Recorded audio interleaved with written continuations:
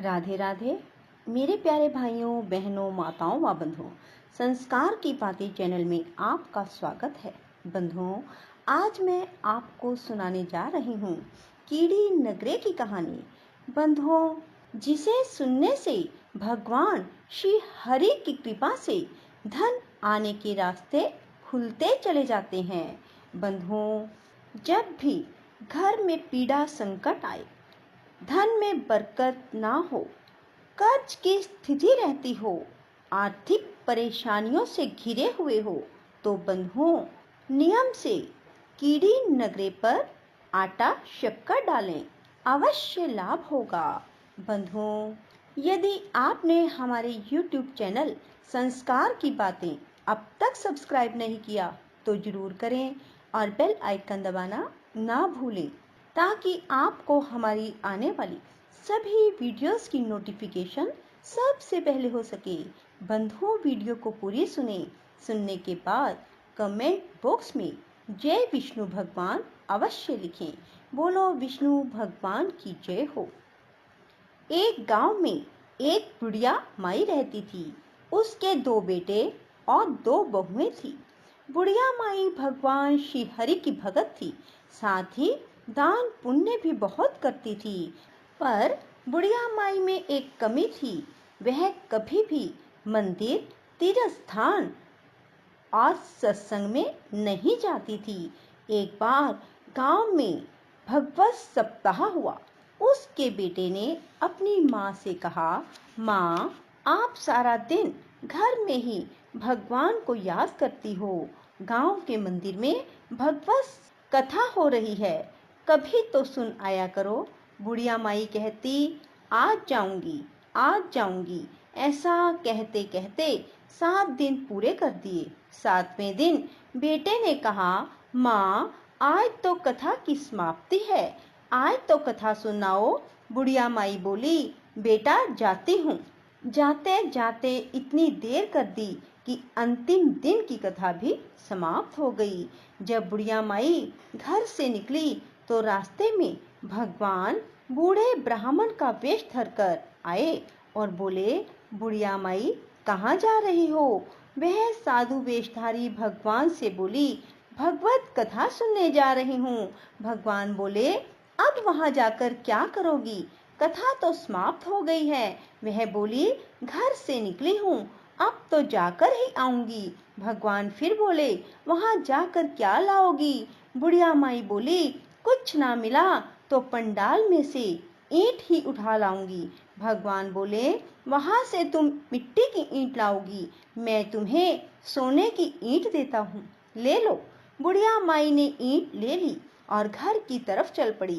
तब बुढ़िया माई सोचने लगी, यदि मैं ये ईंट घर ले जाऊंगी तो बहू बेटे आपस में लड़ेंगे।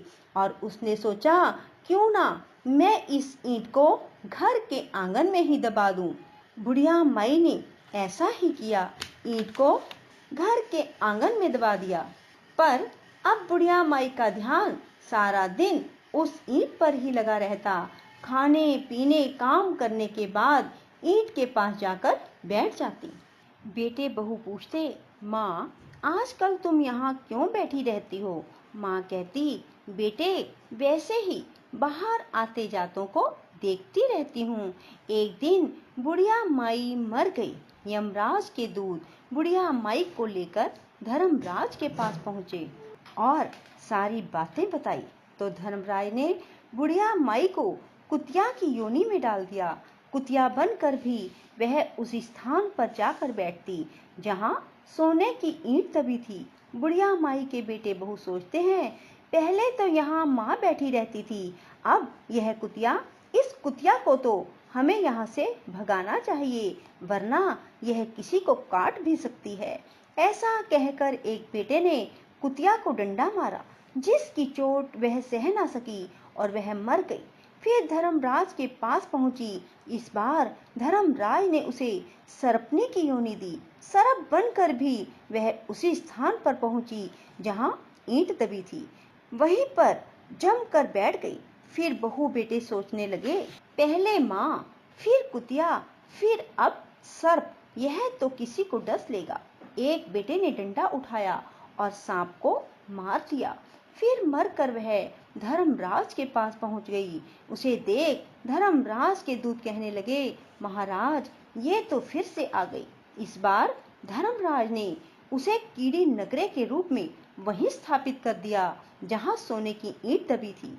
अब आंगन में कीड़ी नगरा हो गया। तब बेटे बहू बहुत परेशान हो गए, क्योंकि सारा घर कीड़ी नगरे से भर गया। ना वे भोजन बना पाए, ना सो पाए। भगवान से प्रार्थना करने लगे, भगवान, ये क्या हो रहा है। भगवान बूढ़े ब्राह्मण का रूप धारण करके आए, द्वार पर आवाज दी, साधु भूखा है, भोजन दो। बुढ़िया माई का बेटा बाहर आया और बोला, महाराज, हम तो खुद भूखे बैठे हैं, ना हम भोजन बना पाते हैं, ना सो पाते हैं। हम तो बहुत दुखी हैं। आप ही कोई रास्ता दिखाओ, तुम मुझे कुदाल दो। तब भगवान ने उस स्थान को खोदा जहां सोने की ईंट दबी थी। ईंट निकालकर भगवान ने ईंट के 2 टुकड़े किए और दोनों बेटों को एक एक टुकड़ा दे दिया और कहा, अब तुम अपनी माँ के नाम से दान पुण्य करो। यह कहकर साधु भेषधारी भगवान चले गए। उनके जाने के बाद दोनों भाई इस बात पर लड़ने लगे कि माँ के नाम से दान तू कर, दूसरा कहे तू कर। दोनों में से किसी ने भी दान पुण्य नहीं किया। कीड़ी नगरा वहां पर ज्यों का त्यों ही बना रहा। उनका घर में रहना मुश्किल हो गया। कुछ समय बाद भगवान फिर से साधु वेश में उनके द्वार पर पहुंचे। बुढ़िया माई के दोनों बेटे बाहर आए। उन्होंने साधु वेशधारी भगवान से कहा, हमारे घर की हालत तो वैसी की वैसी है, ये कीड़ी नगरा तो ज्यों का त्यों ही बना हुआ है। साधु ने उन्हें कहा, जाओ, जो ईंट के मैंने 2 टुकड़े दिए थे उन्हें लेकर आओ। दोनों ने सोने की ईंट लाकर साधु को दे दी। साधु ने उन टुकड़ों में से एक एक टुकड़ा और किया और कहा, अब इसे बेचकर जो धन तुम्हें मिले उसे अपनी माँ के निमित्त लगाओ, दान पुण्य के कार्य करो। इस कीड़ी नगरे पर दाना डालो, शक्कर और आटा डालो। ऐसा नहीं करोगे तो तुम्हारी माँ को मुक्ति नहीं मिलेगी और ये कीड़ी नगरा ऐसे ही बना रहेगा। तब दोनों बेटों ने माँ के निमित्त दान पुण्य किया। देखते ही देखते कीड़ी नगरा वहां से चला गया। बुढ़िया माई की मुक्ति हुई। वह अपने बेटे बहुओं को आशीर्वाद देती हुई प्रभु के धाम को चली गई।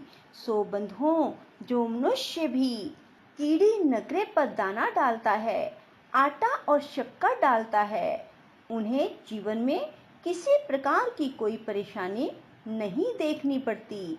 बंधुओं, यदि आपको हमारी वीडियो पसंद आए तो इसे लाइक करें और शेयर भी जरूर करें, ताकि अन्य लोगों का भी फायदा हो सके। राधे राधे।